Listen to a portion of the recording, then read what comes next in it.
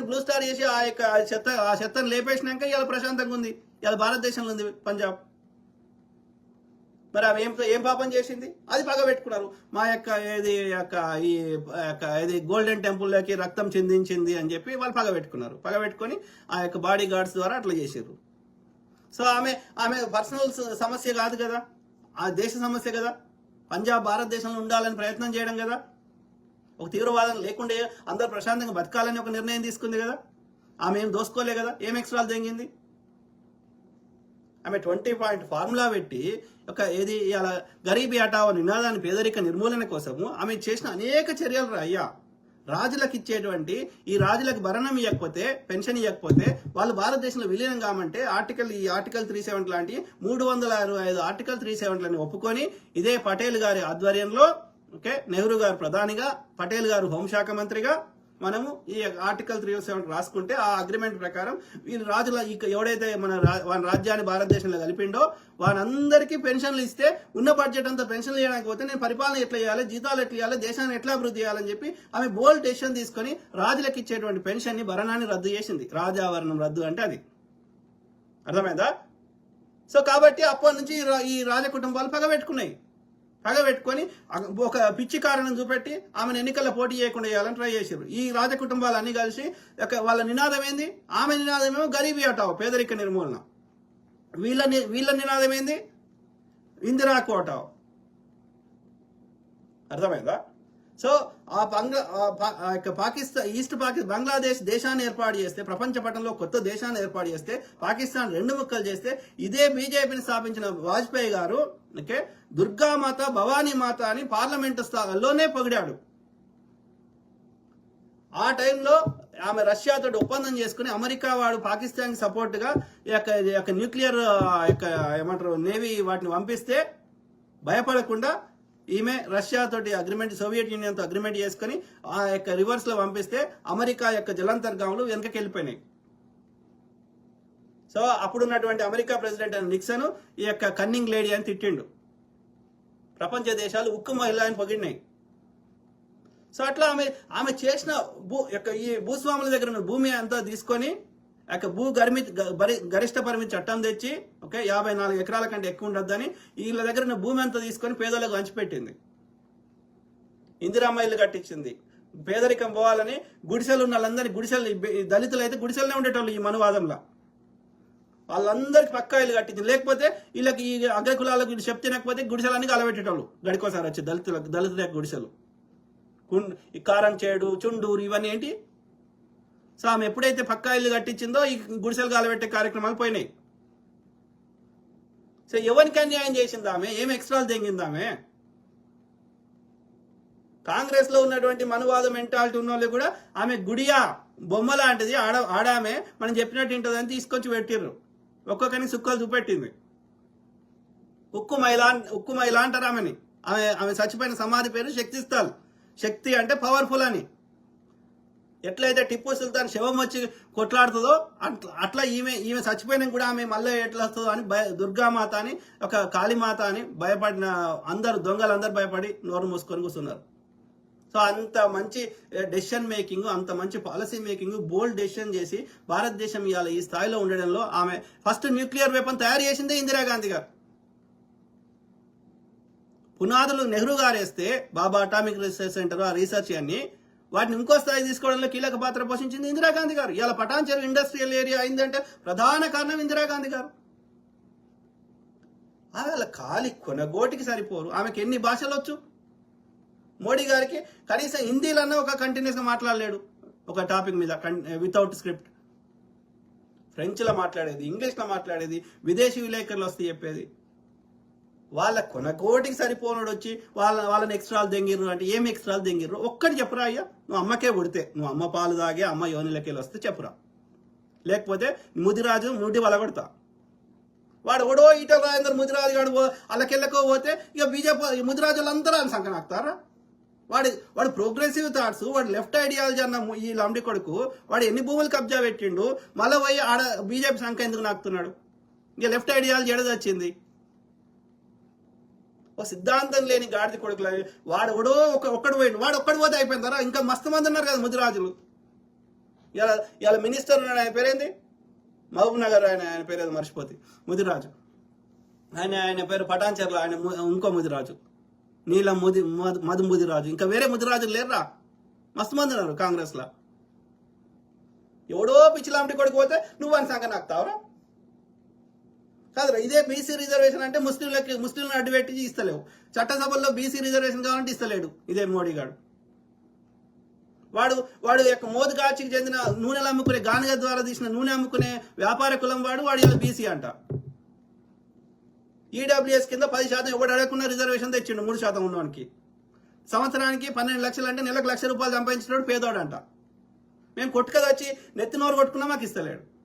ఆడ BP mandal commission కింద VP Singh అప్పుడు ఉన్నప్పుడు మండల్ కమిషన్ కింద అప్పుడు కొట్లాడుతుంటే వాడు రథయాత్ర స్టార్ట్ చేసిండు ఈ బాపనోడు. అద్వానీ మోడీ గాడు. అద్వానీ వాడు లీడర్ ఉండే, వీడు కింద కాళ్ళు నొక్కుతుండే. ఎందుకని? బీసీలకు రిజర్వేషన్ వద్దని.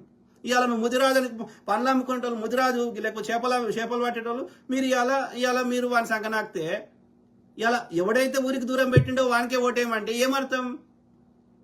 యాడికి పోతుంది? ఏది నిజము ఏది అబద్ధము గ్రహించలేని స్థితిలో బీసీ ఎస్సీ ఎస్టీలు ఉంటే నేను ఎవరి కోసం కొట్లాడాలి? వాడు బ్రదర్, నేను చెప్పింది తప్పు అయితే మీ అమ్మ దగ్గర పోయి అన్నకి ఇట్లా అన్నాడు, నేను చెప్పింది కరెక్టా, ఎక్స్ట్రాలు వాళ్ళు దెంగినరా నేను దెంగుతున్నానా, నాకు దిమాక్ ఉందా లేదా అని ఆలోచించుకో. సాయి కిరణ్ ముదిరాజు. ఓకే, బూతులు మాట్లాడడం అందరికి వచ్చు, మాట్లాడకుండా ఉండడం గొప్పతనం. అర్థమైందా? నీకు అర్థం కావాలి, నీ భాషలు అన్ని నీకు చెప్తున్నా. సాయి కిరణ్ ముదిరాజ్. Nani okay brother. మరి ఇప్పుడు ఉన్న సింగ్రెస్ అంటే కాంగ్రెస్ గవర్నమెంట్ చేసేది ఏంటి? పేదల ఇల్లు కూలగొడుతుండ్రు కదా, అది గవర్నమెంట్ సగాలమే కాదనను, కానీ ఎవడో కబ్జా చేసి అమ్ముకున్నాడు, వీళ్ళేమో తక్కువక వాళ్ళ బడ్జెట్లి తెలుగు జర మంచిగా రాయి, లేకపోతే ఇంగ్లీష్లో రాయి, ఏం కాదు. నేను ఇంగ్లీష్లో చదివి తెలుగులో చెప్తా. ఇప్పుడు అటు కాకుండా ఇటు కాకుండా చెప్తా నేను. సో బడ్జెట్లు ఇస్తుందా, దాచుకున్న డబ్బంతా పెట్టి కొనుక్కుంటే వాళ్ళని అన్యాయం చేయడం మీరు దృష్టిలో మంచిదంటారు. అదే బ్రదర్ నాని. సో ఇప్పుడు ఏది మనకైతే ఇంట్లలో నీళ్ళకి రావడం కరెక్ట్ కాదు. ప్రకృతిని, చెరువులని, ఇంకా పార్కులని ఒక సుందర నగరంగా విశ్వనగరంగా తయారు చేయాల్సిన అవసరం ఉంది. ఓకే, కాబట్టి ఎవడు ఎక్కడ కబ్జా పెట్టినా, ఎవడు వాడి పైనోడు పెట్టిండా, కిందోడు పెట్టిండా, మధ్యలో ఉన్నాడా, అది కాదు సమస్య. ఓకే, ఇప్పుడు చార్మినార్ ఉంది, ఎగ్జాంపుల్ చెప్తున్నా. చార్మినార్ అనేది ఒక యునెస్కో గుర్తించినటువంటి అది ఒక చారిత్రక కట్టడం. దానికి ఒక ప్రాశస్త్యం ఉంది, దానికి ఒక చరిత్ర ఉంది, అది హైదరాబాద్కి ఐకాన్ గా ఉంది. అది చార్మినార్ అంటే ఒక కట్టడం కాదు, అది దాని వెనకాల ఉన్నటువంటి ఒక ఎమోషన్స్, దాని వెనకాల ఉన్నటువంటి 400 ఏళ్ళ చరిత్ర. సో అనేకం దానితో ముడిపడి ఉన్నప్పుడు ఇప్పుడు తాజ్ మహల్ ఉంది. తాజ్ మహల్కి ఎంతో చరిత్ర ఉంది. దానికి ఇప్పుడు ప్రపంచ 7 వింతల్లో అదొక వింత. అది భారతదేశానికి ఐకాన్. అది అర్థమైందా? అట్లా సింబాలిక్ రిప్రజెంటేషన్, ఒక లవ్కి, ఒక ప్రేమికులకి, అట్లా దానికి ఎంతో చరిత్ర ఉంది. ఇప్పుడు ఏం చేసినారు, దానికి చుట్టూన్న 2-3 కిలోమీటర్ల దూరం నుంచి కూడా ఎలాంటి పొల్యూషన్ కానీ వాహనాలు కానీ రానివ్వరు. దాని చుట్టూ ఏం కట్టనియరు. ఇక్కడ మన దేశమే కాదు, ప్రపంచం అంతా అట్లనే ఉంది. సో ఉన్నప్పుడు ఇప్పుడు చార్మినార్ని నేను నాలాంటి వాడు రేవంత్ రెడ్డి చేయాలి ఐడియల్గా, ఎందుకు చేస్తలేడో నాకు తెలియదు కానీ సో చేయాలి. ఇప్పుడు చార్మినార్ చుట్టూ 4 కమాండ్ల దాకా కూడా అక్కడ ఎలాంటి కట్టడం లేకుండా మంచి ఒక పార్కులు, చెరువులు, చెట్లు, ఒక సుందరమైనటువంటి ఒక అట్రాక్షన్ చేస్తే ఎంత బాగుంటుంది. వీళ్ళందరికీ వేరే దగ్గర పునరావాసం ఇస్తాం. భాగ్యలక్ష్మి టెంపుల్ ఉంటే వేరే దగ్గర కట్టుకో. దానికి ఆ మసీద్ కానుకొని ఎందుకు? దాని యొక్క ఆ చారిత్రక కట్టడం యొక్క దాని యొక్క సుందరాన్ని, దాని యొక్క ప్రాశస్త్యాన్ని ఎందుకు తగ్గియాలి? నీకు జగలేదా? ఇంకా మరి ఈ భాగ్యలక్ష్మి టెంపులే గొప్పదైతే మరి ఉన్న మహంకాళి టెంపుల్ ఎందుకు? మిగతా అన్ని గుళ్ళ పడదాం, ఇది ఒక్కటే ఉండదు ఇంకా మన తెలంగాణలో. మిగతా అన్ని ఫేమస్ గుళ్ళన్నీ గుల్లపడదాం. యాదగిరి గుట్టలు ఉన్నది, ఇంకో గుడి, ఇది ఒక్కటే ఉంచుదాం. అంటే ఒక సమస్యకు పరిష్కారం చూపెట్టాలని ఆలోచించే క్రమంలో ఏం చేయకుండా మరి మొన్నటిదాకానేమో మూసీ నదికి వద్దు అని మరి ఆ మూసీ నది ఎవడరా కలపమన్నది? 1960 కంటే ముందు ఆ మూసీ నది 1908లోనేమో పెద్ద వరదలు వచ్చినాయి. ఓకే, అందులో పొల్యూషన్ లేదు, ఆ నీళ్లు తాగేవాళ్ళు కూడా. ఇలా తాగలేని పరిస్థితి ఎందుకు వచ్చింది? ఈ ఆంధ్ర ముండ కొడుకులు వచ్చి ఈ ఫార్మా కంపెనీలు ఈ తొక్క కంపెనీలు పెట్టేసి ఆ మూసి నదిలో కలుపుతారు ఆ విష నీళ్ళని, ఆ విషం అవుతున్నాయి.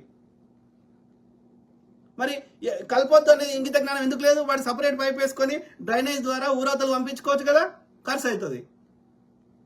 అంటే దోపిడీ మెంటాలిటీ కదా.